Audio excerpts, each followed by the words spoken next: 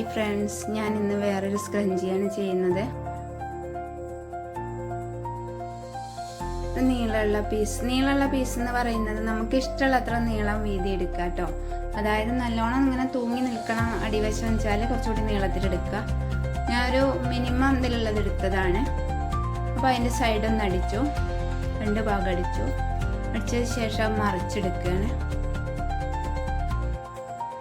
അപ്പോൾ പെന്നോ സ്കെയിലോ എന്തെങ്കിലും വെച്ചിട്ട് മറിച്ചെടുക്കുക. അതിനുശേഷം അയൺ ചെയ്താലും മതി കേട്ടോ, എന്നാൽ നല്ല വൃത്തിക്ക് നിൽക്കും. അയൺ ചെയ്യുന്നതിന് പകരം കോർണറൊക്കെ ഒന്ന് ശരിയാക്കിയതിന് ശേഷം നമ്മൾ പതിച്ചടിക്കണേ. ഞാൻ കോർണറ് പുറത്തേക്ക് എടുക്കുകയാണ്. ആ ഭാഗം ഒന്ന് മടക്കി കഴിഞ്ഞ് പതിച്ചടിക്കുകയാണ്. ഈ ഓപ്പണായി കാണുന്ന ഭാഗം കൂടി നമുക്ക് ഉള്ളിലേക്ക് മടക്കി അടിക്കേണ്ടതുണ്ട്. ഈ സൈഡ് പതിച്ചടിച്ചതിന് ശേഷം തയ്ക്കാം.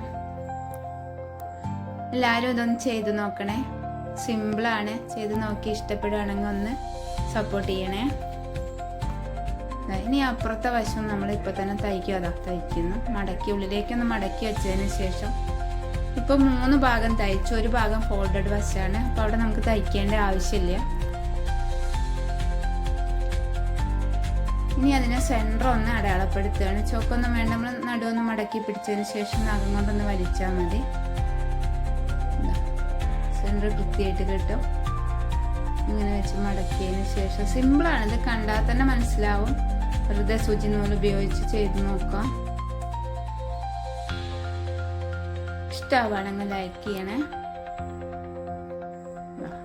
കിട്ടുന്നു വെറുതെ നൂലെടുത്ത് ചുറ്റി കെട്ടിയാൽ മതി. പക്ഷെ നമുക്കിനി അതിൻ്റെ മുകളിൽ ഒരു ഫ്ലവർ വെക്കുന്നുണ്ട്, അതിൻ്റെ മുകളിലൊരു പേളും വെക്കുന്നുണ്ട്. അതിന് വേണ്ടിയാണ് നമ്മൾ ആ കുത്തി കെട്ടുന്നത്. നമ്മൾ ബണ്ണ് അറ്റാച്ച് ചെയ്യാന് നമ്മളല്ലോ കളറുകളൊക്കെ നമ്മൾ സെലക്ട് ചെയ്യാനാണ്. ഇഷ്ടമുള്ള കളർ ഉപയോഗിച്ച് നമുക്ക് ചെയ്യാം.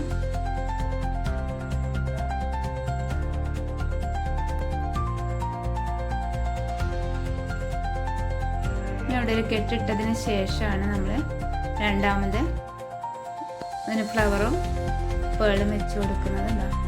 ഫ്ലവർ വെക്കുകയാണ്. സിമ്പിളാണ്. ഇത്രയേ ഉള്ളൂ പണി. വെച്ച് താഴേക്ക് തന്നെ കുത്തി ഒരു കെട്ടിട്ട് കഴിഞ്ഞാൽ നമ്മൾ സ്ക്രഞ്ചി റെഡിയായി. എല്ലാവരും ഒന്ന് ചെയ്ത് നോക്കണേ. സിമ്പിളായിട്ട് ചെയ്യാൻ പറ്റുന്നതാണ്. ഇഷ്ടമായെങ്കിൽ ഒന്ന് ലൈക്ക് ചെയ്യണം, സപ്പോർട്ട് ചെയ്യണം, ഷെയർ ചെയ്യണം. അടുത്ത വീഡിയോയിൽ കാണാം. ഇതാ നോക്കൂ, എന്ത് ഭംഗിയാ കാണാൻ.